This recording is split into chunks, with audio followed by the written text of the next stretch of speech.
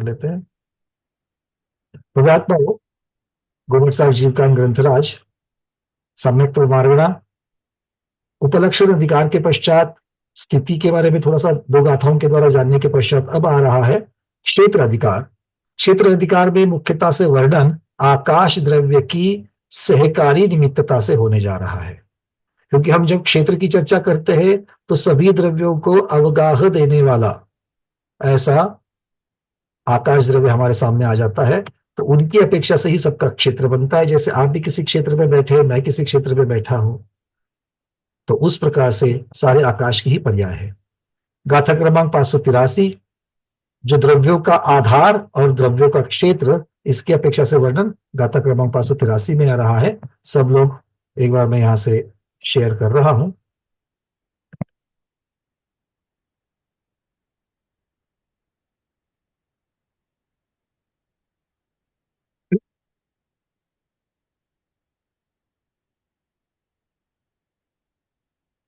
आगासं वज्जितां सर्वे लोगमिचेवणत्तिवहिं वावी धम्मा धम्मा अवठिद्धा अचलितानिच्च। आगासम वज्जिता, आकाश को निकाल करके, अर्थात आकाश के सिवा वर्ज करना। वर्ज करना सब लोग समझते हैं, वर्ज करना मतलब उसको निकालना, वो वज्जिता शब्द यहां पर आ रहा है। आगासम वज्जिता, आकाश के अतिरिक्त, आकाश को छोड़ करके सव्य, बाकी जो शेष द्रव्य सारे जो है वो द्रव्य लोकाकाश में ही है। चेवनत्ति वही, लोकाकाश से बाहर नहीं है। तो आकाश द्रव्य की चर्चा अभी तक नहीं कर रहे हैं, आकाश द्रव्य को छोड़ करके बाकी के 5 द्रव्यों की चर्चा शुरुआत में कर रहे हैं। तो पहले ये आकाश द्रव्य को छोड़ करके बाकी की जो 5 द्रव्य है, जीव, पुद्गल, धर्म, अधर्म और काल, ये पांचों द्रव्य लोकाकाश में ही है, लोकाकाश के बाहर नहीं है। वावी धम्मा धम्मा, धर्म द्रव्य अधर्म द्रव्य जो है वो समस्त लोकाकाश में व्याप्त है। और ये दोनों द्रव्य जो जिसकी चर्चा चल रही है, धर्म द्रव्य और अधर्म द्रव्य की, वो कैसे है? अवठिद्धा, अवस्थित है, मतलब उनकी उपस्थिति बता रहे हैं। फिर अचलिता, अचलित है, क्षेत्र से क्षेत्रांतर को प्राप्त नहीं होते, प्रदेश से प्रदेशांतर को प्राप्त नहीं होते, इसलिए उनको जो निष्क्रिय कहा गया था उसी को यहां पर अचलित कहा गया। और निच्चा, निच्चा मतलब नित्य है। तो इसका अर्थ है कि धर्म द्रव्य अधर्म द्रव्य अवस्थित है, उनकी अवस्थितता, अस्तित्व उनका पाया जाता है लोकाकाश के अंदर, ये नित्य है और ये अचलित है। ठीक है, तो इस प्रकार से ये कहे जाते हैं। अब इनको व्यापक, उसके पहले उन्होंने क्या कहा था? धर्म और अधर्म द्रव्य समस्त लोकाकाश में वावी, व्याप्त है। तो व्याप्त, अवस्थित, अचलित और नित्य, ये 4 विशेषण धर्म और अधर्म द्रव्य को यहां पर लगाए जा रहे हैं। समझ में आ रही है बातें? धर्म अधर्म द्रव्य 2 ही द्रव्य की चर्चा शुरुआत में है, 4 उनको विशेषण लगाए जा रहे हैं। क्या है? चार्ट में देख लेना। व्यापक, अब इसका मतलब लोकाकाश में ये धर्म द्रव्य अधर्म द्रव्य है तो कैसे है? जैसे हम कहते कि भाई हमारे बेडरूम में एक कपबोर्ड है, वॉर्डरोब है, कपड़े की अलमारी है। तो कपड़े की अलमारी रूम के कहीं एक भाग में होती कि पूरे रूम में होती है, पूरे कमरे में होती है? एक भाग में होती तो भी हम क्या कहते हैं? कमरे में है। वैसे यहां पर अर्थ लगाया जा रहा है कि धर्म द्रव्य अधर्म द्रव्य लोकाकाश में है, लोकाकाश से बाहर नहीं है। मतलब क्या है? तो लोकाकाश के कौन से कॉर्नर में है, कहां पर है? तो आचार्य भगवान कहते हैं कहीं कॉर्नर में नहीं है, वो पूर्ण समस्त लोकाकाश में व्याप्त है। तो व्याप्तता, व्यापक जो ये विशेषण लगता है वो कैसे आता है? आचार्य कहते हैं जैसे तिल में तेल होता है। तेल, तिल का बीज दिखा है ना, एक तिल का कण, तिल का बीज जो होता है उसके अंदर तेल होता है कि नहीं होता है? होता है। कहाँ होता है? पूरे तिल में होता है। मूंगफली का दाना ले लो, साबुत मूंगफली, उसमें तेल होता है कि नहीं होता है? कहाँ होता है?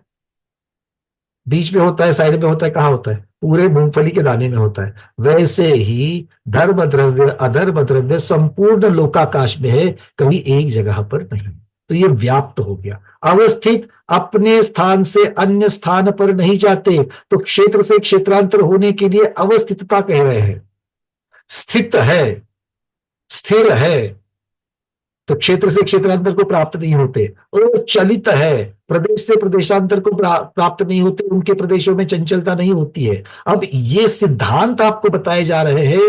इन सिद्धांतों के ऊपर कहीं पर भी अगर 6 महीना 4 महीने के पश्चात हम लोग जब कभी स्वाध्याय करते हैं, कभी धर्माधर्म द्रव्य की बात निकलती है, तो मन में सांशकता नहीं होनी चाहिए। अच्छा, वो धर्म द्रव्य अधर्म द्रव्य के प्रदेश में तो हलचल होती है क्या? होती रहेगी। हो सकता है ये दिमाग से पूरा निकालना है आज बैठ करके। कब तक के लिए? जब तक केवल ज्ञान नहीं होता तब तक दिमाग में इसको भर लो। धर्म द्रव्य अधर्म द्रव्य ना एक जगह से दूसरी जगह जाता है, ना उसके अंदर तरंगे उठती है, मतलब वो प्रदेश से प्रदेशांतर को प्राप्त नहीं होता। पक्का क्लियर है? फिर से बताओ, जरूरत है?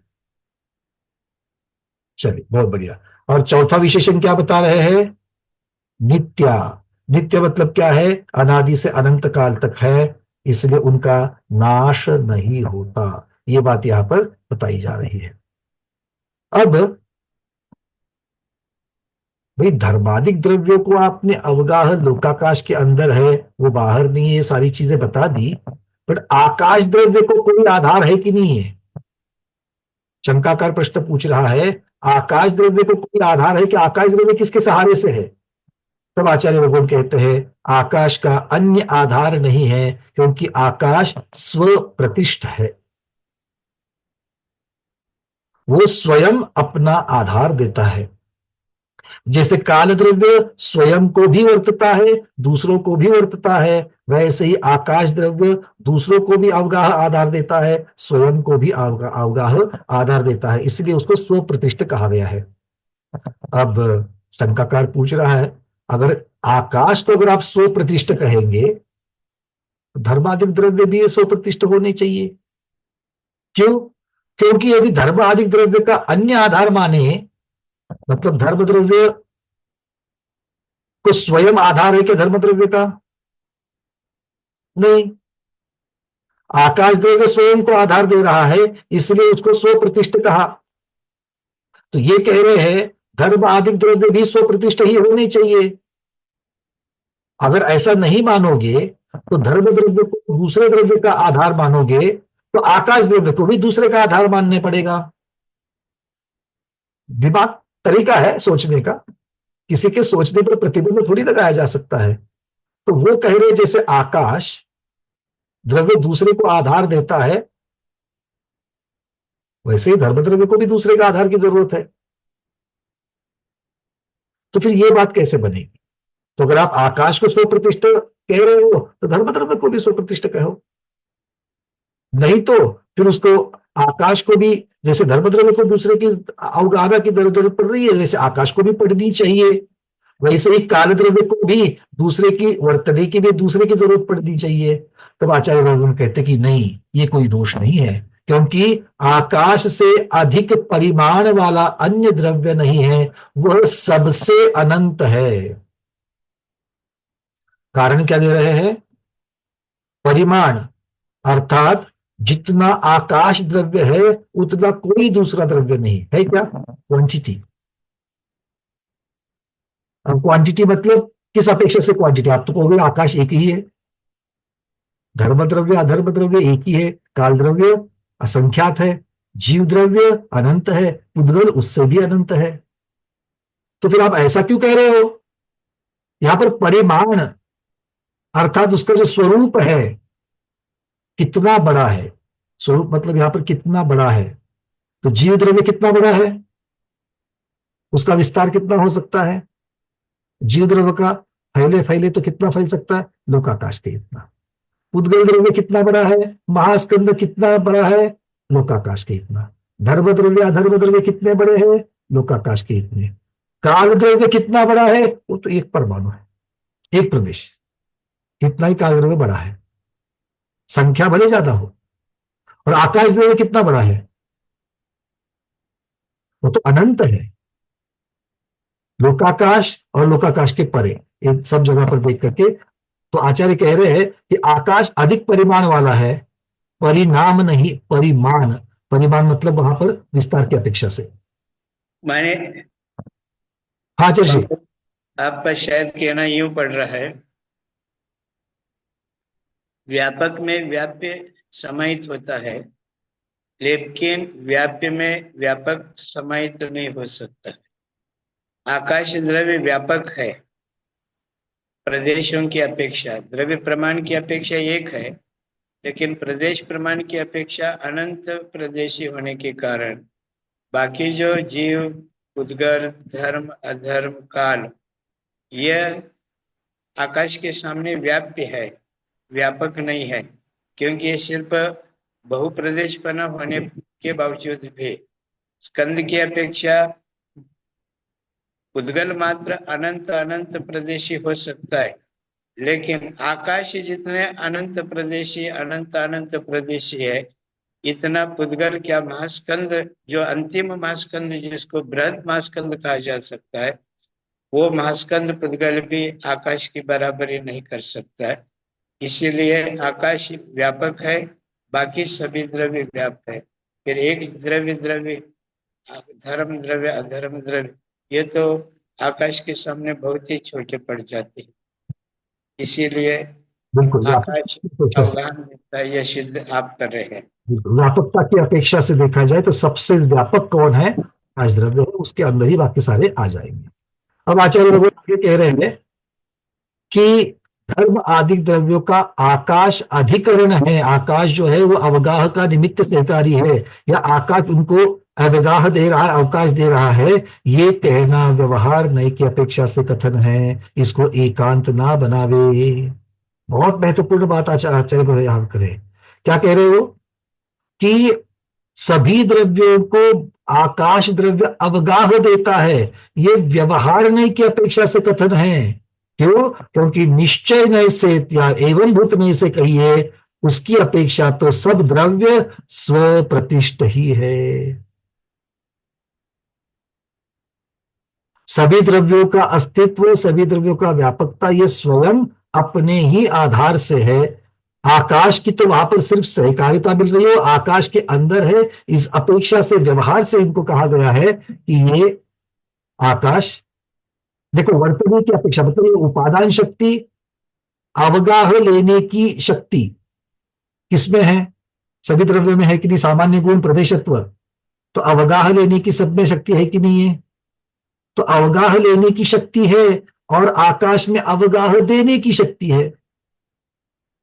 तो अवकाश, आकाश बाह्य निमित्त है, मूलता से सभी द्रव्यों में स्वतः की उपादान शक्ति है, स्वयं की शक्ति है। इसीलिए आचार्य भगवान कह रहे हैं कि एक व्यवहार नय में आकाश द्रव्य को प्रधान करके कथन किया जाता है, और निश्चय नय से देखा जाए तो सभी द्रव्य स्वप्रतिष्ठित है। क्यों? क्योंकि उनमें प्रदेशत्व गुण होने की वजह से वो स्वयं अवगाह को प्राप्त होते हैं, या स्वयं अवगाह के लिए तैयार होते हैं। तो इस अपेक्षा से ये सारे द्रव्य जो है, ये एवं भूत नय की अपेक्षा से सब द्रव्य स्वप्रतिष्ठ ही है। अब अगला प्रश्न शंकाकार पूछ रहा है, संसार में जो पूर्वोत्तर काल भावी होते हैं, पूर्व और उत्तर मतलब पहले आने वाला और बाद में आने वाला, इसको पूर्वोत्तर काल भावी कहा जाता है। शब्द का अर्थ लग रहा है पूर्वोत्तर काल भावी मतलब क्या है? कल होने वाली चीज पहले हो गई, आज होने वाली चीज उसके बाद में हुई, और कल होने वाली चीज उसके बाद होने वाली है। तो ये पूर्व और उत्तर, समझ में आ गई बात? पूर्व का मतलब पहले होने वाला, उत्तर मतलब बाद में होने वाला। तो पूर्वोत्तर काल भावी जो होते हैं, उन्हीं का आधार आधेय भाव होता है। कारण कार्य कह रहे हैं, ये प्रधान कथन है। कारण पहले होता है, कार्य बाद में होता है। एकांत मत समझना, ये प्रधान कथन है, क्योंकि कभी कभी कारण और कार्य दोनों एक साथ भी उत्पन्न होते हैं। कारण और कार्य दोनों एक साथ उत्पन्न होते हैं। जैसे कर्म रहित होना और ऊर्ध्वगमन करना, जीव के द्वारा संपूर्ण कर्म रहित होना और ऊर्ध्वगमन होना, उसमें पहले कौन सा और दूसरा कौन सा है? कारण की अपेक्षा कर्म रहित होना, और कार्य की अपेक्षा ऊर्ध्वगमन, सिद्धालय में जाना। तो जो भगवान का जीव जब मध्यलोक से निकलता है, वो पहले मानेंगे या कर्म रहित होना पहले मानेंगे? क्योंकि जहां पर पहले और बाद में ये चर्चा करोगे, वहां पर बीच में गैप आ जाएगी, और यहां पर गैप नहीं है, दोनों चीजें एक साथ हो रही है। क्योंकि कारण हटा, कार्य हुआ, रोकने वाला कारण हटा, कार्य हो गया। जैसे दीपक की लौ पहले जलती है और प्रकाश बाद में होता है, यह दीपक की लौ और प्रकाश दोनों साथ में आते हैं। सूर्य का उदित होना और सूर्य का प्रकाश, सूर्य पहले उदित होता है, प्रकाश बाद में आता है, ऐसा होता है? तो नहीं, दोनों साथ होते हैं। इसलिए कारण कार्य साथ में भी हो सकते हैं, और ज्यादातर प्रधान कथन में कारण पहले कार्य बाद में। यहां पर पूर्वोत्तर मतलब पहले और बाद में, इस अपेक्षा से जो वर्णन होता है, उसमें आचार्य भगवान कह रहे हैं कि उस जहां पर पहले और बाद में इस प्रकार की काल की अपेक्षा से जो वर्णन किया जाता है, उन्हीं का आधार और आधेय भाव होता है। यहां पर उन्होंने लिखा जैसे बेरों का आधार कुंड है, आकाश पहले हो और धर्माधिक द्रव्य बाद में हो, ऐसा तो नहीं है। अतः व्यवहार नहीं की अपेक्षा आधार आधेय नहीं बनता। शंकाकार के दिमाग में चल रहा है, आधार आधेय जो करना है वो आधार पहले होना चाहिए, आधेय बाद में होना चाहिए, है ना? तो आधार देने वाली चीज पहले आनी चाहिए, और आधार जिसको चाहिए वो चीज बाद में उत्पन्न होने में चाहिए, हाँ या ना? अगर बर्तन में दूध लेना है, दूध वाला घर के सामने आया, दरवाजा खोल दिया, तो पहले बर्तन आगे करना पड़ेगा ना, कि दूध पहले डालोगे और बाद में बर्तन लगाओगे? क्या करते हो? हाँ, पहले बर्तन आगे करोगे फिर वो दूध डालेगा ना। तो बर्तन में दूध को रखने के लिए पहले बर्तन को आना पड़ेगा, फिर दूध को आना पड़ेगा। तो इसीलिए शंकाकार दूध लेता रहेगा हर रोज, तो उसके दिमाग में आ रही है बात कि पहले आधार आता है, क्योंकि दूध को आधार किसने दिया? बर्तन ने दिया, और बर्तन का आधार लेने वाला दूध आधेय है। तो इसका मतलब आधार पहले होता है और आधेय बाद में आता है। तो अगर आकाश द्रव्य ने धर्माधिक द्रव्य को अगर आधार दिया है, तो आकाश द्रव्य की उत्पत्ति पहले होनी चाहिए और धर्म द्रव्य की अधर्म द्रव्य की उत्पत्ति बाद में होनी चाहिए। शंकाकार अपने हिसाब से सोच रहा है ना? तो आचार्य लोग उसको अभी उत्तर दे रहे हैं। वो कहते हैं ये कोई दोष नहीं है, नरेश दोष। क्यों? क्योंकि एक साथ होने वाले पदार्थों में भी आधार आधेय भाव देखा जाता है। इसका वर्णन मैंने पहले ही किया। जैसे सूर्य का उदाहरण ले लो, तो सूर्य का प्रकाश और सूर्य का उदित होना, सूर्य का उदित होना कारण है, सूर्य का प्रकाश कार्य है। तो इसका अर्थ है कि आधार आधेय के लिए पूर्वोत्तर काल भावी होना ये कोई नियम नहीं है, क्योंकि वो दोनों भी एक साथ हो सकते हैं। बिल्कुल नीरज जी ठीक। नीरज जी यहां लिख रहे अग्नि और धूम, धुआं, दोनों एक साथ हो सकते हैं। अग्नि है तभी तो धुआं है, और धुआं है तो अग्नि है। तो इस प्रकार से हम लोग इसकी चर्चा कर सकते हैं। आचार्य भगवान ने लिखा है जैसे घट में रूपाधिक का और शरीर में हाथ आदिक का। शरीर पहले बना या हाथ पहले बना? हाथ पहले बना या शरीर पहले बना? अच्छा, घट का मटके का उदाहरण दे रहे हैं। जब घट बन गया तो पहले घट बना, उसका रूप बाद में बना, या रूप पहले बना और घट बाद में बना? घट का जो आकार है, कौन पहले बना? दोनों साथ में ही तो बना, क्योंकि टेढ़ा मेढ़ा भी सही, तो घट का आकार तो कोई न तो कोई है। तो घट और रूप दोनों साथ में हो गए। तो अलग अलग दृष्टांत से आचार्य भगवान इसको सिद्ध कर रहे हैं कि आधार और अधेय को हमेशा पूर्वोत्तर काल भावी ही होना चाहिए, ऐसा कोई नियम नहीं है। दोनों एक साथ भी हो सकते हैं। तो एक साथ होकर के भी आधार आधेय भाव देखा जा सकता है।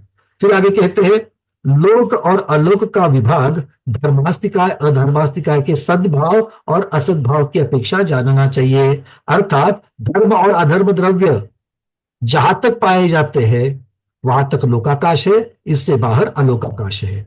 यदि धर्मास्तिकाय का सद्भाव माना नहीं जाएगा, अगर धर्मास्तिकाय का सद्भाव आप नहीं मानेंगे, उसकी उपस्थिति नहीं मानेंगे, उसका अस्तित्व नहीं मानेंगे, तो जीव और पुद्गल की गति के नियम का हेतु ना रहने से लोक और अलोक विभाग नहीं बनता। अगर धर्म द्रव्य नहीं होता तो जीव द्रव्य मुक्त जीव लोकाकाश तक ही थे क्या? प्रश्न सबको समझ में आ रहा है? अगर धर्म द्रव्य नहीं होता या अधर्म द्रव्य नहीं होता तो क्या मुक्त जीव लोकाकाश में जाकर के रुक जाता? जो भी पहले से गतिमान है उसको रोकने वाला कोई नहीं है, तो वो आलोकाकाश में भी चला जाता, अर्थात जीव द्रव्य आलोकाकाश में भी पाया जाता। तो अगर सारे के सारे द्रव्य लोकाकाश में भी पाए जाते और आलोकाकाश में भी पाए जाते, कोई बाउंड्री नहीं बनती, तो लोकाकाश और आलोकाकाश ऐसे कोई भेद बनते क्या? तो भेद ही नहीं बन सकते थे। इसीलिए आचार्य भगवान यहां पर कह रहे हैं कि धर्म द्रव्य और का अगर सद्भाव नहीं माना जाएगा तो जीव और पुद्गल इनके गति में सहकारी कारण ना रहने की वजह से लोक और अलोक ये विभाग ही नहीं बनेगा। घर में जिस प्रकार घट अवस्थित रहता है, स्थित रहता है, उसी प्रकार लोकाकाश में धर्म और अधर्म द्रव्य का अवगाह नहीं है। मतलब घट, एक घट है, मटका है, आपके किचन में कहाँ रहता है? एक कॉर्नर में रहता है। वैसे धर्म अधर्म द्रव्य लोकाकाश के किसी कॉर्नर में नहीं रहते हैं। तो कैसे रहते हैं? जिस प्रकार तिल में तेल रहता है उसी प्रकार पूरे लोकाकाश में धर्म और अधर्म द्रव्य का अवगाह है, पूरे लोकाकाश में वो व्याप्त है। यद्यपि ये सब द्रव्य एक जगह रहते हैं तो भी अवगाहन शक्ति के निमित्त से इनके प्रदेश प्रविष्ट होकर अर्थात एक दूसरे में घुसकर एक दूसरे से टकराते नहीं हैं। ठीक है, समझने के लिए सारी बातें चीजें हैं। एक ही जगह पर जीव द्रव्य भी है, उसी जगह पर पुद्गल द्रव्य भी है, उसी जगह पर धर्म द्रव्य भी है, अधर्म द्रव्य भी है। तो सभी एक जगह पर है तो एक दूसरे से टकराते कि नहीं टकराते हैं?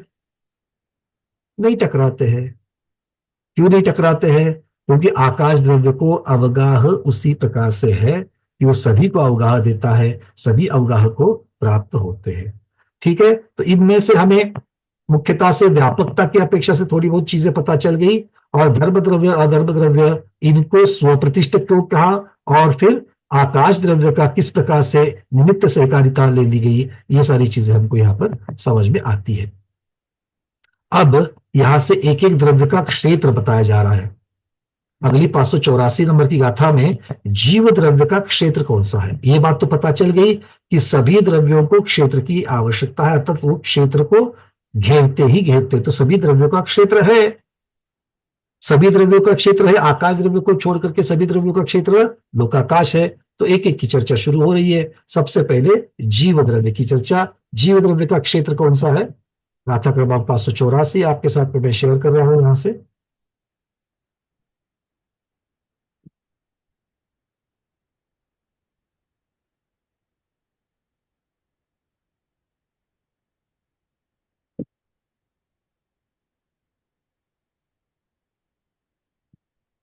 लोग असंख्य जड्डी भाग पहुदिम तु सव्वलो गोती अपपदेश विसप्पण संहारे वावरो जीवो।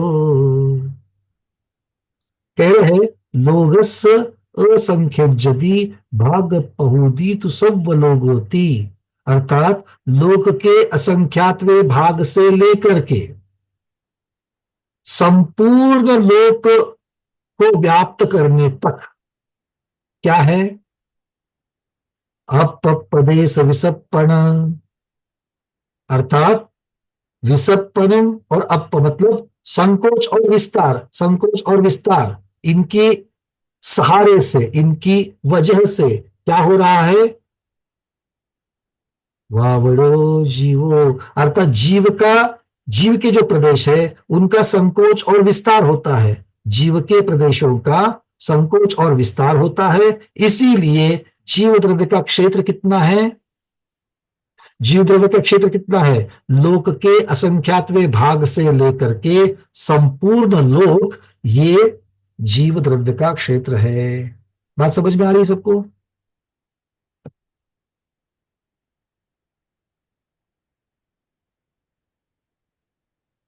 तो जीव द्रव्य का क्षेत्र कितना है? अभी कितना है? जितना इस शरीर की अवगाहना के प्रमाण है। चींटी के अंदर जाओ तो चींटी के इतना। एक जीव का सबसे छोटा प्रदेश कितना घेरेगा? वो वाला लब्ध पर्याप्त, रुजु गति से जन्मा, जन्म के तीसरे समय में स्थित, ऐसे सूक्ष्म निगोदिया जीव, उसकी अवगाहना सबसे कम। तो इसका मतलब कोई भी जीव पूरे लोकाकाश में कम से कम जगह कितनी घेरेगा, तो उस लब्ध पर्याप्त निगोदिया जीव की अपेक्षा से वर्णन, तो वो भी कितना। तो आचार्य भगवान कहते हैं लोकाकाश के असंख्यात प्रदेश है, उनमें से कुछ प्रदेश, उनमें से कुछ प्रदेश, मतलब कह रहे हैं कि लोकाकाश के असंख्यातवे भाग प्रमाण। तो लोकाकाश के असंख्यात भाग करो, उनमें से कुछ भाग, तो असंख्यातवा भाग। आ रही बात समझ में? एक भाग नहीं कह सकते, क्योंकि एक भाग से ज्यादा भागों में जीव रहता है ना। और इसके पहले क्या बताया गया था? घनांगुल के असंख्यातवे भाग प्रमाण, घनांगुल के असंख्यातवे भाग प्रमाण पहले हमने देखा हुआ है। अब वो घनांगुल कौन सा है, घनांगुल के लिए सूच्यांगुल कौन सा लिया था, वो आप अपना अपना ढूंढ लेना। ठीक है, चलिए। अब मुझे पता है ना, आप लोगों के चेहरे देख करके पता चल रहा था कि आप बताना चाहते, मतलब भूले नहीं हो, बताना चाहते। तो अगर आपको पता है तो पूछना क्यों, है कि नहीं है? चलिए। हाँ स्मिता दीदी, ऐसा तो मत करना, अभी आपको पता तो है, बताया तो गया है, दो दो बार के नाम में बताया गया है, तो ढूंढ लेना। ठीक है, चलिए।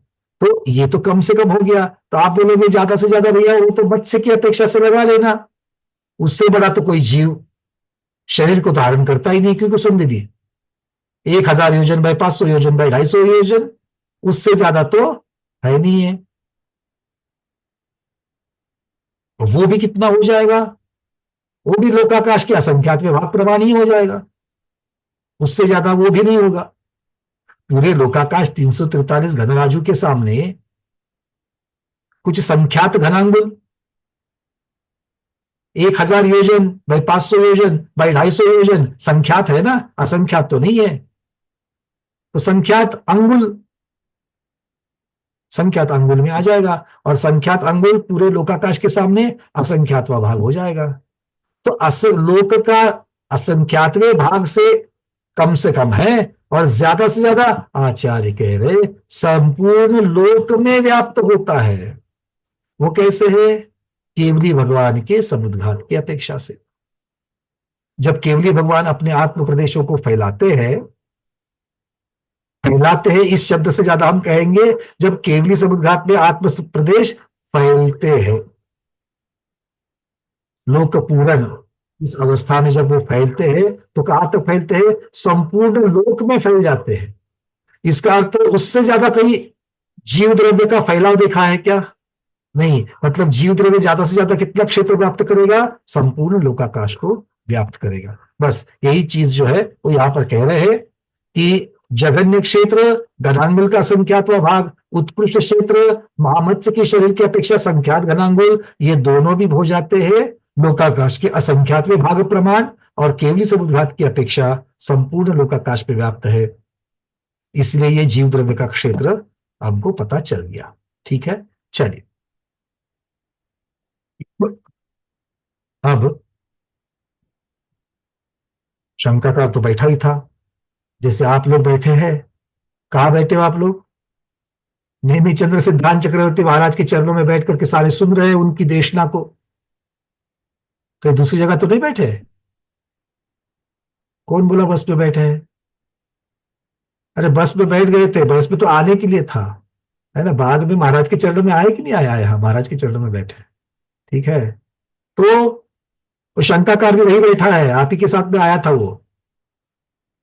आप लोगों की किसी का पहचान का है क्या शंकाकार? नहीं, किसी की पहचान का नहीं है। जिन्होंने पिछली बार गोमट सर पढ़ा था उनके पहचान का तो होना चाहिए, वो तो तभी भी था। अच्छा, था तो सही, आपने उसे पहचान नहीं बनाई, ये बात ये है कि नहीं? ऐसा होता है। अयोध्या के यात्रा के लिए सब लोग साथ गए थे, अब सबके साथ में तो उतना परिचय नहीं बना। क्यों नहीं बना? क्योंकि हमने बनाया नहीं। वैसे ही शंकाकार के साथ में भी अपना परिचय बढ़ाना चाहिए, क्योंकि वो बहुत काम की चीज लाता है। तो शंकाकार बोल रहा है भगवान, अगर यदि लोक के एक असंख्यातवें भाग में एक जीव रहता है, तो असंख्यात भागों में कितने जीव रहने चाहिए? प्रश्न समझ लो। एक जीव कितने में रह रहा है? लोकाकाश के असंख्यातवें भाग प्रमाण में। और लोकाकाश में कितने प्रदेश है? असंख्यात है। तो असंख्यात प्रदेशों में कितने जीव रहने चाहिए? क्यों रेखा दीदी, कितने रहने चाहिए? अनम्यूट किया है, बोलो। अनंत जीव रहना चाहिए ना। ये कैसे? एक को देखो, रेखा दीदी को अगर पैसे देकर के आप मार्केट में भेजोगे ना, और उनको बताओगे कि केले कैसे दर्जन दिए, 25 रुपए दर्जन, और 100 रुपए दिए हैं, तो बोलती कि 100 रुपए में मैं कितने लेकर के आऊंगी? अनंत लेकर के आओगी, बोलते हैं। होगा क्या? नहीं होगा। अरे एक जीव लोकाकाश के असंख्यात में भाग में बैठता है, असंख्यात में कितने बैठेंगे? क्यों स्मिता दीदी, कितने बैठेंगे? असंख्यात मतलब असंख्यातच ना। असंख्यात में तो असंख्यात ही बैठेंगे, उससे ज्यादा थोड़ी बैठेंगे। शंकाकार यही बोल रहा है स्मिता दीदी। वो कह रहा है कि भाई असंख्यात है तो प्रदेश तो असंख्यात ही बैठने चाहिए, ज्यादा से ज्यादा। किंतु कितने जीव बैठते हैं वो रेखा दीदी को पता है। जीव कितने रहते हैं? जीव कितने हैं भाई? अनंत है ना, अनंत अनंत है। अरे अनंत अनंत तो सिद्ध भगवान की राशि है, उससे भी ज्यादा, उससे भी ज्यादा जीव कहाँ है? लोकाकाश में ही तो है। तो असंख्यात प्रदेशी लोकाकाश में, जहां पर एक जीव लोकाकाश का असंख्यातवां भाग व्याप्त करता है, तो ऐसे अनंत जीव कैसे समाते हैं? यही तो शंकाकार का प्रश्न है। आचार्य भगवान कह रहे हैं जीव दो प्रकार के हैं, सूक्ष्म और बादर। अब सूक्ष्म और बादर दोनों से तो आपकी पहचान हो चुकी है, आया ना? सूक्ष्म क्यों बनता है जीव? ऐसा क्या कारण है जिसकी वजह से जीव सूक्ष्म बनता है? आप बादल बने, आप बादल ही की सूक्ष्म है। क्या लिखा है आपके रेशन कार्ड पर? क्या लिखा है? पासपोर्ट पर क्या लिखा है? आप सूक्ष्म हो कि बादल हो? हाँ, सलमती इंदिरा दीदी अभी अभी ऑस्ट्रेलिया में जाकर के आए, उनको पासपोर्ट का पक्का पता है, उनको पूछते हैं। सलमती दीदी, आपके पासपोर्ट पर क्या लिखा है? सूक्ष्म लिखा है कि बादल लिखा है? सूक्ष्म नाम कर्म की वजह से भैया जी। अच्छा, दीदी डायरेक्ट उत्तर पर पहुंच गए। मतलब बताया नहीं उनके पासपोर्ट पर क्या लिखा है। दीदी आपके पासपोर्ट पर क्या लिखा है? सूक्ष्म लिखा है कि बादल लिखा है? बादल।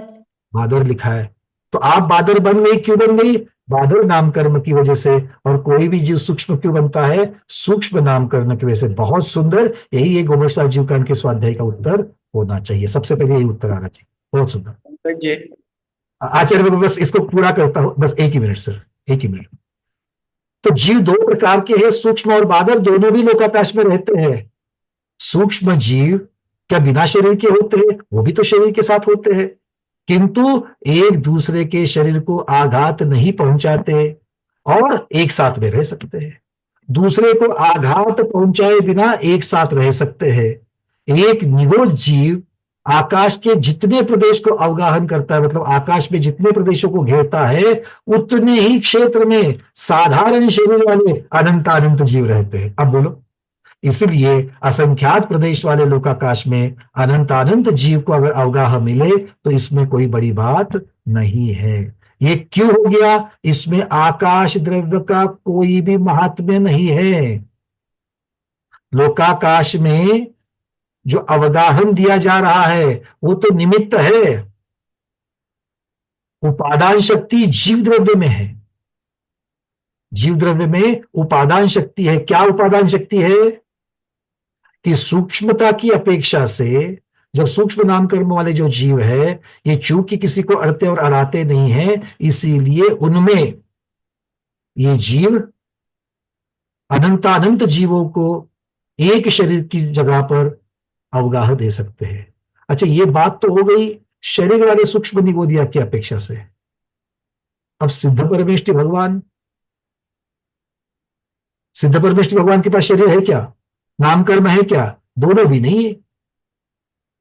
फिर भी 45 लाख योजन की जगह में ही, 45 लाख योजन कितना होता है? पूरे लोकाकाश का असंख्यातवां भाग ही होता है।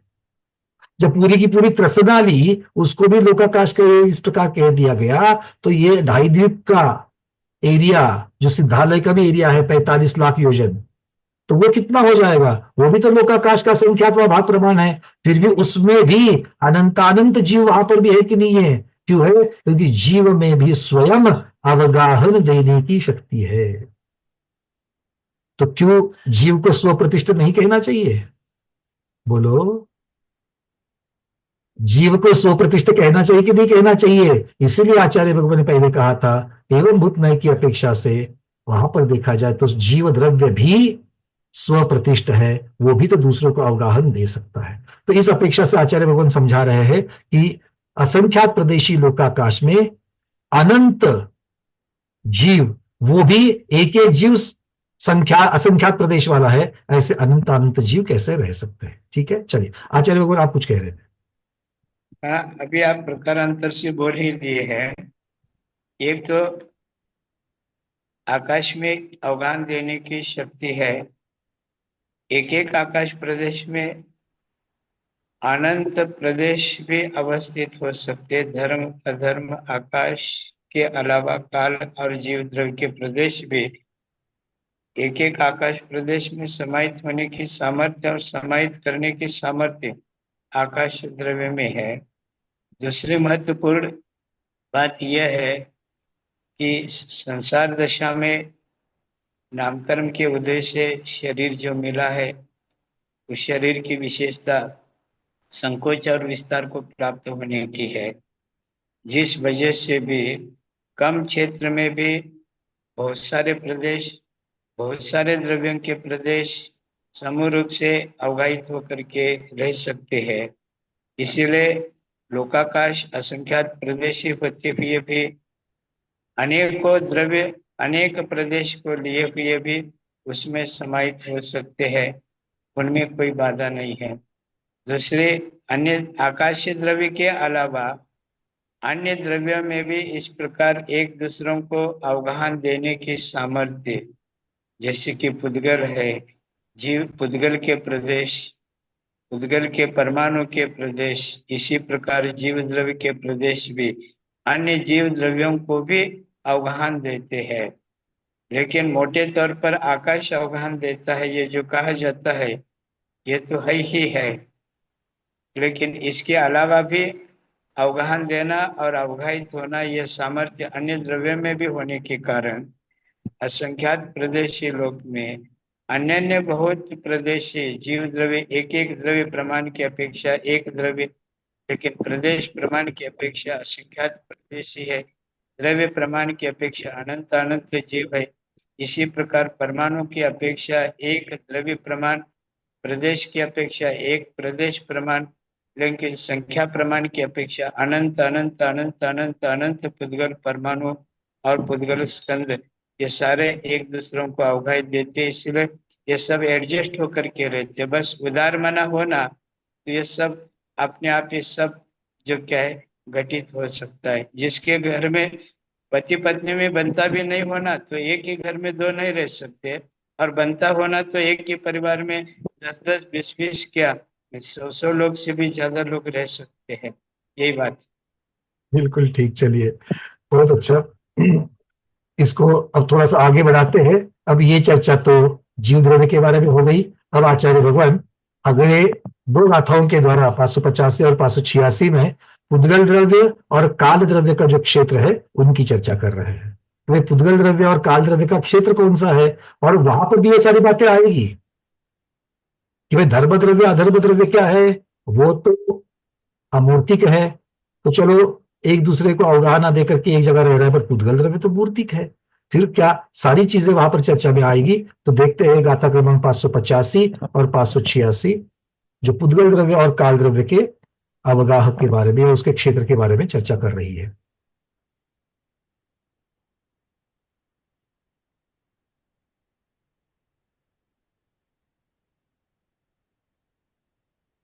चलिए, पुद्गल द्रवाणम पुनः एय पदे सादि होन्ति भज निज्जा एक एक कोदपदेशो कालाणूनम ध्रुवो होदी संखेज्जानन्ता वाहोन्ति पोग्गल पदेसा लोगागा सेवठिदी एक पदेशो अनुस्स हवे।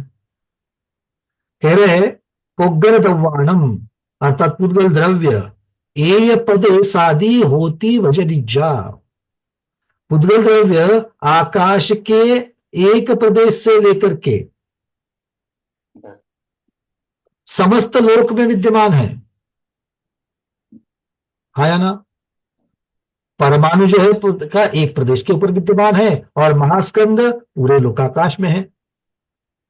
और एक कोदुपदेशो कालानुनम ध्रुवो होदी, अर्थात लोकाकाश के एक एक प्रदेश के ऊपर एक एक काल द्रव्य अर्थात एक एक काल का अणु। अब कालानु क्यों कहा गया है? एक प्रदेश में रहता है इसलिए उसको उपचार से, उस संदर्भ से उसको कालानु कह दिया। नहीं तो अणु ये सिर्फ, या परमाणु ये संकल्पना सिर्फ उद्गल में होती है। एक प्रदेशी है इसलिए उसको उपचार से यहां पर कालानु शब्द आ गया है। तो ये कालानु लोकाकाश के एक एक प्रदेश के उपस्थित है। तो ये काल द्रव्य का और पुद्गल द्रव्य का जो क्षेत्र है वो बता रहे हैं।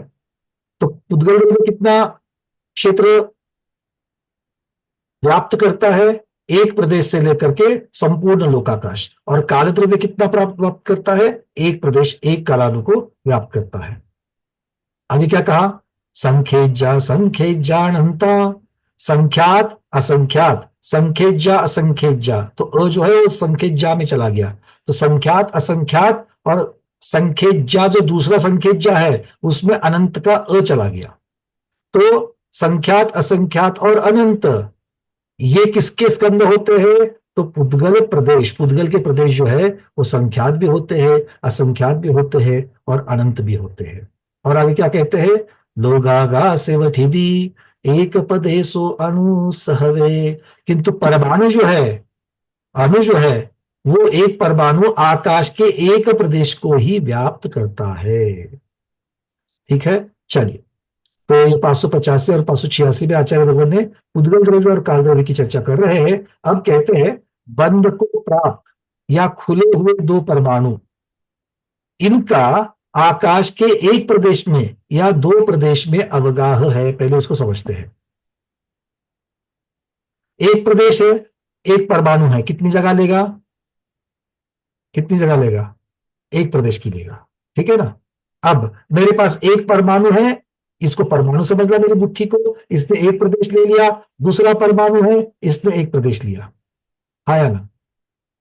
अब इसका बंध हो रहा है, ये बंद हुआ। तो बंद होने के बाद वो कितने प्रदेश ले सकता है?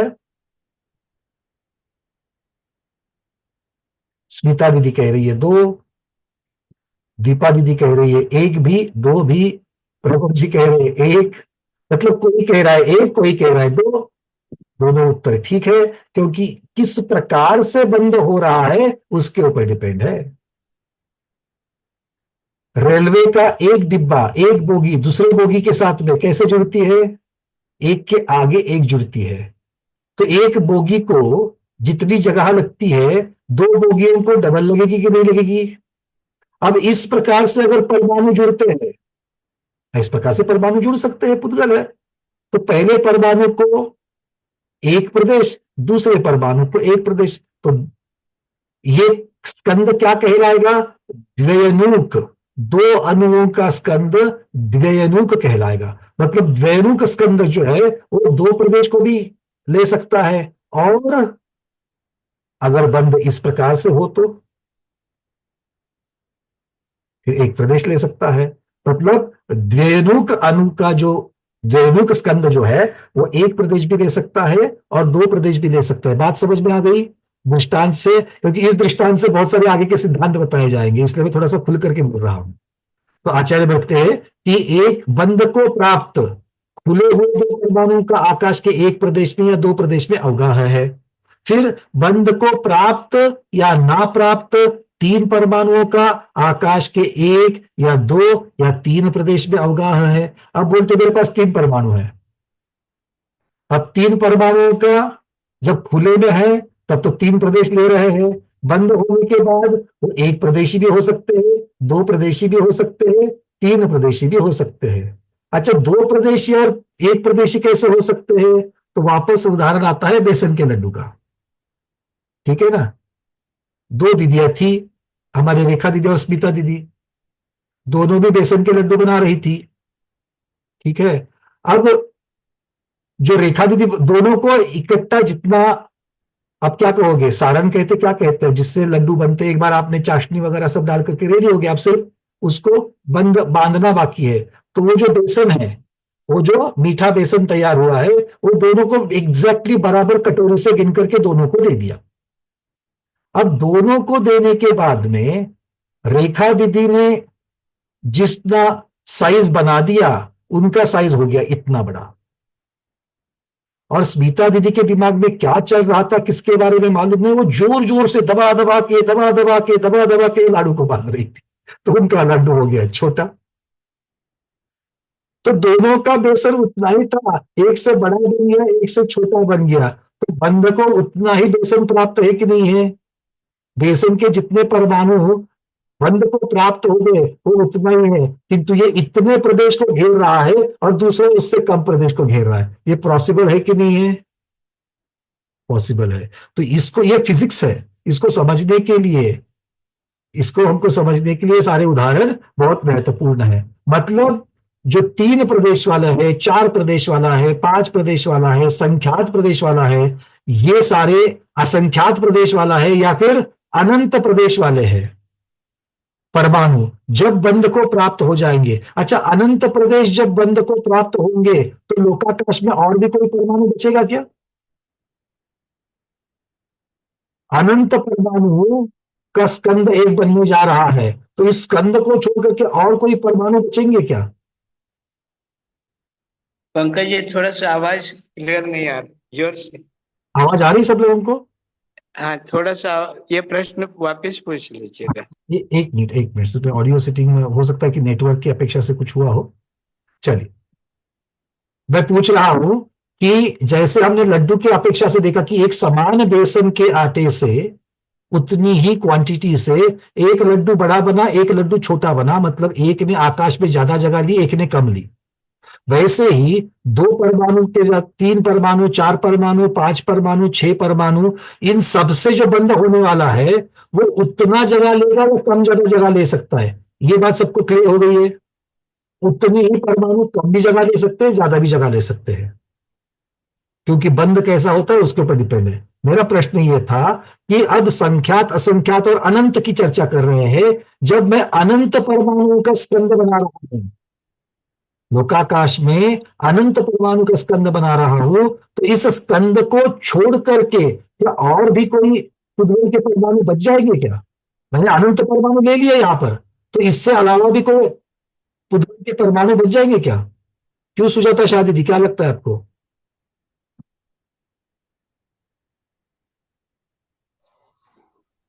बनेगा। बनेगा। इस स्कंद तो बनेगा, किंतु स्कंद को छोड़ करके कोई चिल्लर वाले और कोई बाकी खुले परमाणु बचेंगे क्या लोकाकाश में? बचेंगे बचेंगे। बचेंगे। अनंत को ले लिया मैंने, फिर भी बचेंगे।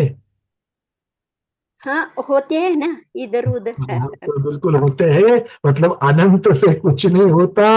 अनंत अनंत एक समय में आत्मा के साथ बंध करके एक चले जा रहे हैं। प्रति समय अनंत बंध रहे हैं। किसको? मुझे बंध रहे, आपको बंध रहे, सबको बंध रहे, जितने बैठे सबको बंध रहे हैं। तो अगर प्रति समय इतने जीवों को अनंत अनंत, संसार में संसारी जीव अनंत है कि नहीं है? तो अनंत जीवों को एक समय में अनंत अनंत परमाणु पुद्गल के बन रहे हैं। बन रहे कि नहीं बन रहे हैं? इसी समय मुझे जो बन रहे हैं, उसी समय वो परमाणु आपको बंधेंगे क्या? मैं छोड़ने के बाद बन सकते, बट जब मैं उसको पकड़ करके बांध रहा हूं मेरे पास, मेरी आत्मा में, वही परमाणु आपके होंगे क्या? नहीं। और जितने संसार के जीव है जो संसार में भटक रहे हैं, अभी भी कर्म बांध रहे हैं, ऐसे अनंतानंत जीव है। वो अनंतानंत जीव प्रति समय अनंत परमाणु को बांध करके कार्बन वर्गना को बांध रहे हैं। प्रत्येक की कार्बन वर्गना अलग अलग है इस समय की अपेक्षा, समय प्रबंध की अपेक्षा। तो कितनी वर्गनाएं बन रही है, और फिर भी और अनंत से भी ज्यादा जो वर्गना है वो लोकाकाश में है। ये चिंतन कहीं ना कहीं तो आपको आना चाहिए, क्योंकि हम जब अनंत अनंत की बात करते हैं तो समझना चाहिए कि एक एफडी की चर्चा कर रहे तो भी हमारी बहुत सारी एफडियां बैंक में, वैसे ही एक अनंत परमाणु के स्कंद की चर्चा कर रहे तो भी ऐसे कितने अनंत परमाणु अभी भी संसार में बाकी है, उनसे बहुत सारे स्कंद बन सकते हैं। ठीक है, बहुत बढ़िया। तो आचार्य भगवान अभी क्या क्या लिख रहे हैं, चलो चलो जरा पढ़ते हैं। वो कहते हैं कि परमाणुओं का आकाश के 1, 2 या 3 प्रदेशों में अवगाह है। इसी प्रकार संख्यात, असंख्यात, अनंत प्रदेश वाले स्कंधों का लोकाकाश के एक प्रदेश में, संख्यात प्रदेश में या असंख्यात प्रदेश में अवगाह जानना चाहिए। मतलब अनंत उद्गल परमाणुओं का स्कंद बन गया, कितनी जगह घेरेगा लोकाकाश में, कितनी जगह घेरेगा? अनंत परमाणु का स्कंद है सुभद्रा दीदी, कितनी जगह घेरेगा? आचार्य बोलते हैं एक प्रदेश में भी बैठ सकता है। अनंत परमाणु का स्कंद एक प्रदेश में भी बैठ सकता है, 10-15 में भी बैठ सकता है, संख्यात प्रदेशों में बैठ सकता है, असंख्यात प्रदेशों में बैठ सकता है, या फिर अनंत प्रदेश की भी उतनी साइज उसकी हो सकती है। ये बात सबके समझ में आ गई? अरविंद जी क्लियर हो रहा है ये सब? हाँ, तो अब इसके आगे भगवान कह रहे हैं कि भाई शंकाकार हाथ उठा दिया, शंकाकार ने। शंकाकार बोल रहा है महाराज जी ये तो बात समझ में आ गई कि धर्म द्रव्य और अधर्म द्रव्य तो अमूर्त है, इसलिए वे एक जगह बिना विरोध के रहते हैं। जिस लोकाकाश में धर्म द्रव्य पूरा का पूरा व्याप्त है, अधर्म द्रव्य पूरा का पूरा व्याप्त है, वो बात तो समझ में आती है, अमूर्त है। किंतु जो पुद्गल द्रव्य मूर्त है, तो वो बिना विरोध के एक स्थान पर कैसे बना सकता है, कैसे रह सकता है? बात समझ में आ गई? जैसे आपको भी लगता है जिस जगह पर आपने अपने किचन में गैस सिलेंडर रखा है, कहीं ना कहीं तो गैस सिलेंडर रखते होंगे अपने किचन में। हाँ, तो वो जो जगह गैस सिलेंडर ने ले ली है, उसी जगह पर, जो जगह गैस सिलेंडर ने ली है, उसी जगह पर गैस सिलेंडर के होते हुए आप कोई दूसरा बर्तन रख सकते हो क्या? नहीं रख सकते, क्योंकि पहले से गैस सिलेंडर रखा है, वो जगह तो अब खाली नहीं है। तो इस प्रकार से आज ये शंकाकार पूछ रहा है। तब आचार्य भगवान कहते हैं कि नहीं, इनके अर्थात पुद्गल के अवगाहन गुण से, पुद्गल में भी अवगाहना गुण है, उसके साथ साथ में सूक्ष्म रूप से परिणमन हो जाने की वजह से, जब बंध को प्राप्त होते हैं तो सूक्ष्म रूप से ये परिणमन करते हैं, और ऐसा होने की वजह से मूर्तिक पुद्गलों का एक जगह अवगाह हो सकता है। बात तो थियरी बता दी आचार्य गुरुदेव ने, अब दृष्टांत देकर के समझाएंगे ताकि गले में उतर जाए। अब वो बोलते हैं कि एक रूम है, उस एक रूम में, एक अंधेरे रूम में हमने दीपक जलाया, तो उसका प्रकाश पुद्गल है कि नहीं है? तो उस पुद्गल से पूरा कमरा भर गया कि नहीं भर गया? भर गया। अब हमने दूसरा दीपक लगाया वहां पर, तो उसका प्रकाश वो भी उसी कमरे में समाता है, तीसरे का, चौथे का, पांचवे का। अनंत लगाएंगे तो भी उसी कमरे में समा, तो उस कमरे में जगह कहां से आई? उन दूसरे पुद्गल प्रकाश को पहले पुद्गल प्रकाश ने जगह दी कि नहीं दी? अर्थ क्या हो गया? एक पुद्गल दूसरे पुद्गल को अवगाह देता है कि नहीं देता है? देता है। आप ऐसी जगह पर कहीं गए होंगे जहां पर आवाज एको होती है। पंकज जी, आचार्य भगवान एक मिनट, एक खुले में उसकी जगह पर आप मंदिर जी में हो ऐसा समझ लो, गर्भगृह में, और वहां पर आवाज गूंज रही है, तो आपने एक ने घंटा बजाई तो उसकी आवाज ध्वनि जब सुनाई दे रही है, तभी दूसरे ने अगर घंटा बजाई तो उसकी भी आवाज उस वहीं पर ध्वनि होती कि नहीं होती है? मतलब ध्वनि क्या है? पुद्गल रूप है कि नहीं है? मतलब एक पुद्गल दूसरे पुद्गल को अवगाह दे सकता है। इसी प्रकार पूरा जल से भरा हुआ पात्र है, जल से भरा हुआ पात्र है, उसमें आपने नमक डाल दिया, उसमें आपने नमक डाल दिया, तो वो नमक उसी जल में समा जाता है कि नहीं जाता है? उसी समय वहां पर समा जाता है। अब एक भस्म से बनी हुई कटोरी है, भस्म राख, वो कटोरी है, उसमें आपने अगर सुई डालनी चाहिए, पूरी भरी हुई कटोरी है बिल्कुल, अब जगह नहीं उसमें, फिर भी आप उसमें अगर सुई डालोगे तो सुई अंदर जाएगी कि नहीं जाएगी? तो एक पुद्गल ने दूसरे पुद्गल को अवगाह दिया कि नहीं दिया? तो इस प्रकार के दृष्टांत के साथ में आचार्य भगवान यहां पर कह रहे हैं कि परमाणु एक प्रदेशी होता है, लेकिन स्कंद 2 प्रदेशों से लेकर के अनंत प्रदेश तक होते। ये बहुत बड़ी बात है। अणु सिंपल एक परमाणु है वो बंध नहीं कहा जाता है, वो स्कंद नहीं कहा जाता है। स्कंद के लिए कम से कम 2 परमाणु चाहिए, ज्यादा से ज्यादा अनंत भी हो सकते हैं। तो परमाणु एक प्रदेशी होता है, लेकिन स्कंद 2 प्रदेशों से लेकर अनंत प्रदेशी तक होता है। स्निग्धत्व और रक्षत्व ये दोनों गुण बंध के कारण है, ये दोनों गुण बंध के कारण है। अब स्निग्धत्व और रुक्षत्व ये किसे कहा जाता है? जनरली बोली भाषा में स्निग्धत्व हम चिपचिपेपन को कहते हैं, है ना, और रुक्षत्व रूखेपन को कहते हैं। पर यहां पर वो चर्चा नहीं है। यहां पर आचार्य भगवान जो स्निग्धत्व है उसे चिकनापन, चिकना मतलब चिपचिपे की अपेक्षा से नहीं, किंतु बिल्कुल स्मूथ सरफेस, उसे भी हम चिकना सरफेस कहते हैं, हाँ या ना। अगर कोई बढ़िया से अगर शेविंग करके आता है तो आप, या फिर उसकी मूछ वगैरह भी नहीं होती तो आप क्या कहते हैं? चिकना है। जिसके ऊपर से फिसला जाता है, हाँ या ना, बिल्कुल। तो इसका मतलब क्या हो गया? तो जो बिल्कुल साफ, साफ का मतलब कोई बाधा रहित बिल्कुल चिकना है, ऐसे फिनिश सरफेस को यहां पर क्या कह दिया? स्निग्धत्व। और जो खरदूरा है, उबड़ खाबड़ है, उसको क्या कहा? यहां पर रूखा या रुक्षत्व कहा। तो जहां पर ये खुरदुरापन है और जहां पर चिकनापन है, ये दोनों गुण जो होते हैं पुद्गल में होते हैं, उनकी वजह से ही उनमें बंध की चर्चा होती है। अर्थात चिकनापन एक परमाणु में होना चाहिए और दूसरे परमाणु में रूखापन होना चाहिए, उस प्रकार से 2 परमाणु बंध को प्राप्त हो सकते हैं। अब ये भी बहुत महत्वपूर्ण होता है, आगे का विषय में आएगा कि भाई चिकनापन भी जो है वो तो गुण है, गुण है मतलब उसके भी अविभाग प्रतिच्छेद होंगे। कितना चिकना? 100%, 80%, 90%, 10%, कितना? खरदुरा मतलब कितना? डिग्री ऑफ सरफेस फिनिश जिसको इंजीनियरिंग में कहा जाता है, मतलब सरफेस फिनिश है तो कितना ज्यादा खुरदुरा है कि कम खुरदुरा है, इस अपेक्षा से उसके भी अविभाव प्रतिच्छेद होते हैं और उनकी अपेक्षा से यह बंध होता है। तो आचार्य भगवान कहते हैं ये परमाणु में या फिर पुद्गल में होता है, इसीलिए पुद्गल का एक परमाणु के साथ दूसरे परमाणु में हम बंध देख सकते हैं। ऐसा होते ही शंकाकार पूछ रहा है, उसके दिमाग में तो एक बात चल रही थी, काले द्रव्य के एक द्रव्य को कालानु कहा था, आया ना? वो कालानु कहा था। अरे बोले कालानु एक जो होता है, ऐसे असंख्यात कालानु लोक आकाश में है, तो वो भी बंध को प्राप्त होते होंगे। शंकाकार का प्रश्न समझ में आ गया? दिमाग में क्या चल रहा है उसके?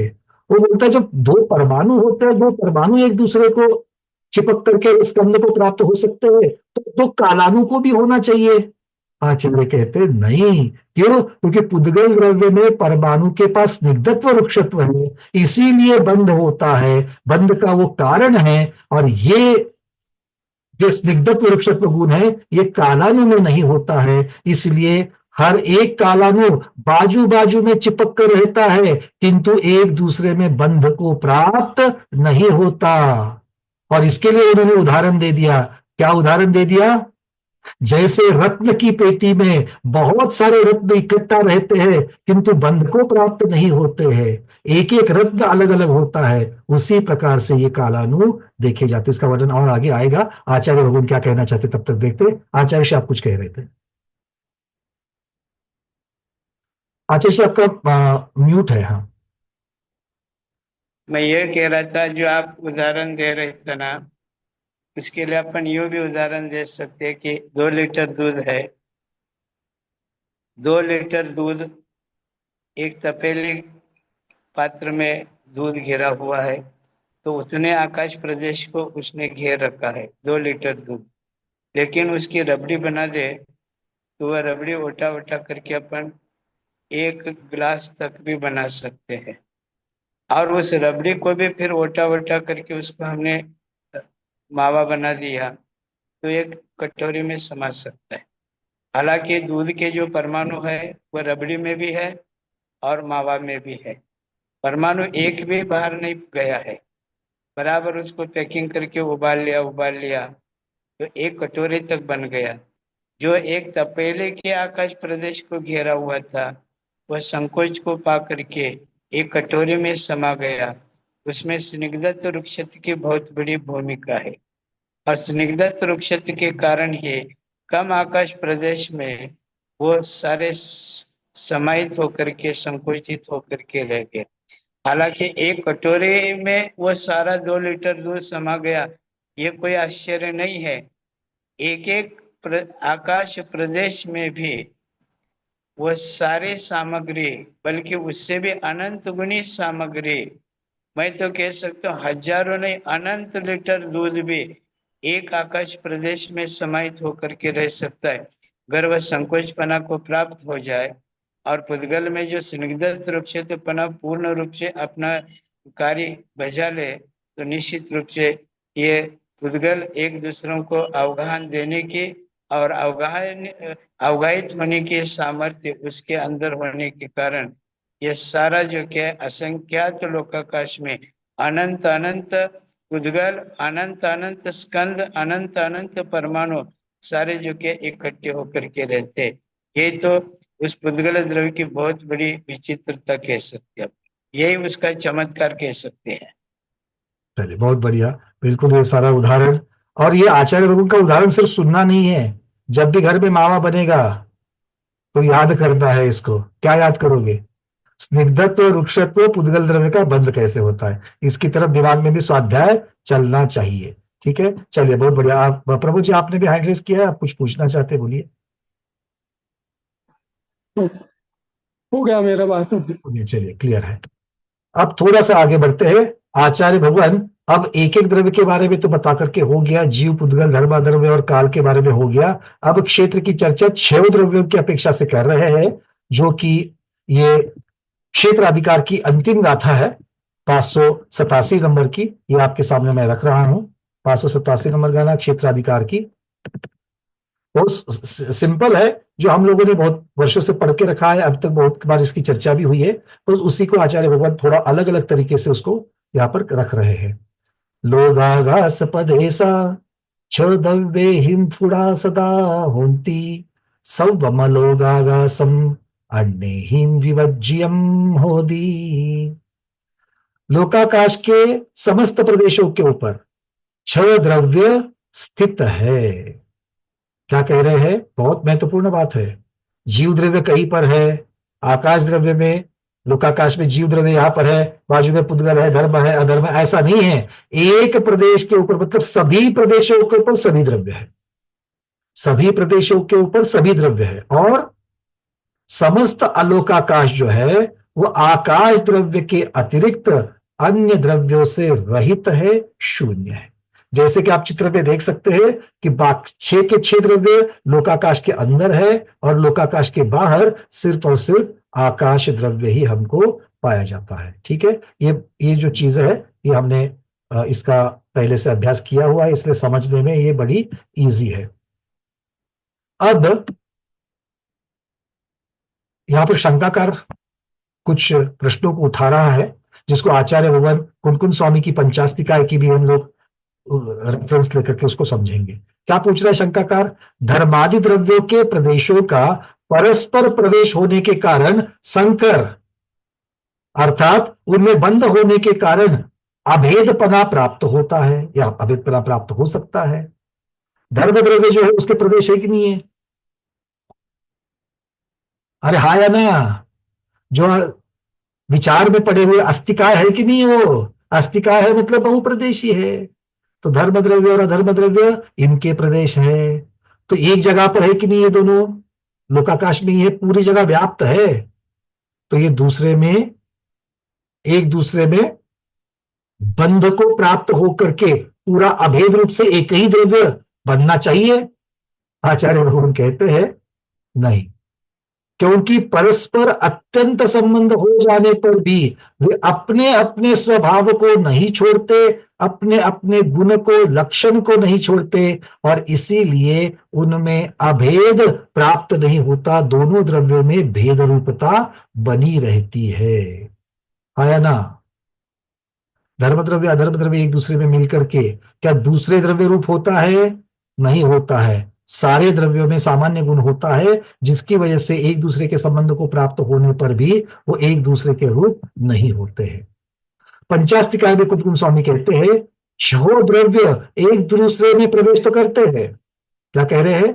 छह द्रव्य एक दूसरे में प्रवेश तो करते हैं। अभी मान लो कि हम जिस आकाश में बैठे हैं, तो हमारी आत्मा ने, हमारे शरीर के पुद्गलों ने जिस आकाश को ग्रहण किया है, उस आकाश में धर्म द्रव्य भी है कि नहीं है? उतनी ही जगह में अधर्म द्रव्य भी है कि नहीं है? उतनी ही जगह पर काल द्रव्य भी है कि नहीं है? तो एक दूसरे में घुस नहीं रहे, बंध को प्राप्त नहीं हो रहे, नहीं हो रहे।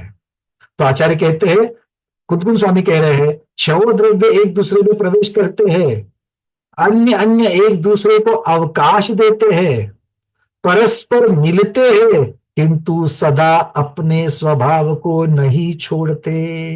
कितनी बड़ी बात है, इतनी सुंदर बात है। अगर आप मिथ्या दृष्टियों के बीच भी जाकर के बैठ जाओ, तो भी सोने के जैसे खरे के खरे बाहर वापस आने चाहिए। आपका प्रभाव उन पर पड़ना चाहिए, उनका प्रभाव आप पर नहीं पड़ना चाहिए। आश मार्ग में इतनी जबरदस्त आस्था और श्रद्धान होना चाहिए, और वो श्रद्धान स्वाध्याय करते करते इतना जबरदस्त पावरफुल करना चाहिए कि मैं किसी पंथवादी के साथ में जाकर के क्यों ना बैठूं, मुझे वहां से जो आगम सम्मत बातें हैं उतनी ही मैं ले लूंगा, उसको छोड़ करके सारी चीजें बाहर निकल जाएगी, जो आगम है उतना ही अंदर चला जाएगा। दो तरीके के लोग रहते हैं, क्योंकि जब आप जैन समाज में जब जाते हो, भले आपके समुदाय के विवाह में जाओगे, तो भी वहां पर आने वाले मान लो 400 लोग आए हैं। अब 400 लोग कोई इनको मानते, कोई उनको मानते, कोई इस विचारधारा को मानते, कोई इस विचारधारा को मानते हैं।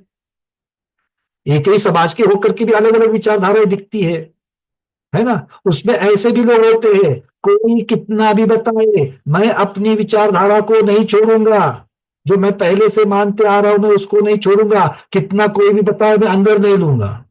ऐसे भी रहते हैं। हमें ऐसा बनना है क्या? नहीं, हमें ऐसा नहीं बनना है। हमें ग्रहण करना है, किंतु जितना आगम सम्मत है उतना ही अंदर लेना है, बाकी कचरे को बाहर छोड़ देना है। हम कहीं पर भी जाकर के बैठे, नई चीजों को ग्रहण करने से कतराना नहीं है। उसको नया ज्ञान बिल्कुल पूर्व ग्रह दूषित होकर के नहीं जाना है। अरे मुझे नई चीज सीखने को मिल सकती कि वो जो आगम की होगी, तो मैं अपने को खुद को क्यों रोकूं, मैं क्यों बंद कर दूं? नहीं, मैं जाऊंगा, किंतु मेरा अटल श्रद्धान जिनवानी के ऊपर है, मैं उसको तो नहीं छोड़ूंगा। उसकी अपेक्षा से जितना मिलेगा उतना मैं अंदर ग्रहण करूंगा। ऐसी क्षीर नीर विवेक बुद्धि जो है, वो बुद्धि हमारे पास होनी चाहिए। और ये सिर्फ और सिर्फ स्वाध्याय से ही आ सकती है कि क्षीर कौन सा है और नीर कौन सा है। क्षीर को लेना है, हंस क्या करता है, राजहंस क्या करता है, क्षीर को अंदर लेता है, नीर को छोड़ देता है। वैसे हमको सिर्फ आगम का दूध अंदर लेना है, मिथ्या पानी बाहर छोड़ देना है। आगे कहते हैं, ये छह द्रव्य परस्पर एक दूसरे को अवगाह देते हुए भी अपने अपने ठहरने के काल पर्यंत ठहरते हैं, अर्थात अपनी अपनी पर्याय की स्थिति तक ठहरते हैं, और द्रव्य पर्याय से तो अनादि अनंत काल तक रहते हैं। इतना होकर के भी उनमें संकर व्यतिकर दोष नहीं आता। संकर दोष का अर्थ क्या होता है? दो अलग अलग जातियों का गुणधर्मों को मिलकर के एक तीसरा गुणधर्म तैयार होना, उसे संकर कहते हैं। एक हापुस आम है, एक पायरी आम है, उन दोनों के कलम लेकर के एक तीसरा ही पेड़ तैयार होता है, उसको भी आम आते हैं, उसमें दोनों के गुणधर्म आते हैं, वो तीसरी एक स्वतंत्र अस्तित्व उसका, उस आम का तैयार होता है। वो ना हापुस होता है ना पायरी होता है, उसे कलमी आम कहते हैं, मतलब संकरित आम कहा जाता है। और ये संकर ही एक दिन ये सबको लेकर के डुबाने वाला है। जितना भी अनाज में संकर किया गया, जितना फलों में संकर कर दिया गया, सब जगह पर आज सब इसके तो दुष्परिणाम हम लोग यहां पर भोग रहे हैं। और ऐसा ही संकर जब जातियों में होता है, तब उसके भी दुष्परिणाम हमें भोगने ही पड़ेंगे।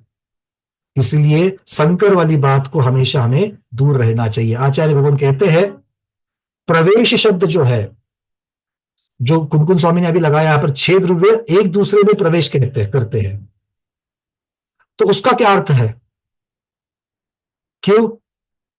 क्योंकि अगर प्रवेश करना है, तो प्रवेश करते वक्त क्षेत्र से क्षेत्रांतरता और प्रदेश से प्रदेशांतरता होगी। ध्यान से सुनना, कितनी बड़ी सुंदर बात कुंकुम स्वामी उठा रहे हैं यहां पर।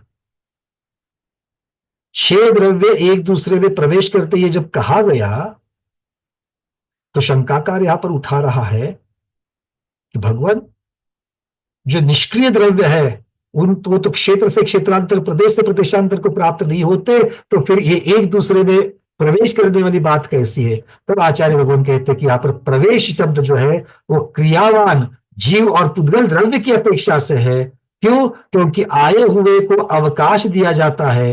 धर्म अधर्म आकाश और काल निष्क्रिय द्रव्य नित्य सर्वकाल मिलकर रहते हैं, अतः अवकाश शब्द इन 4 की अपेक्षा से है। तो 4 द्रव्य की अपेक्षा से वो अवगाह को प्राप्त होते हैं, और ये दोनों जो है, ये क्रियावान शब्द जो है वो क्रियावान जीव और पुद्गल वो बाकी द्रव्यों में प्रवेश करते हैं। इस अपेक्षा से इसका अर्थ लगा लेना, ये आचार्य भगवान आगे टीका में कहते हैं।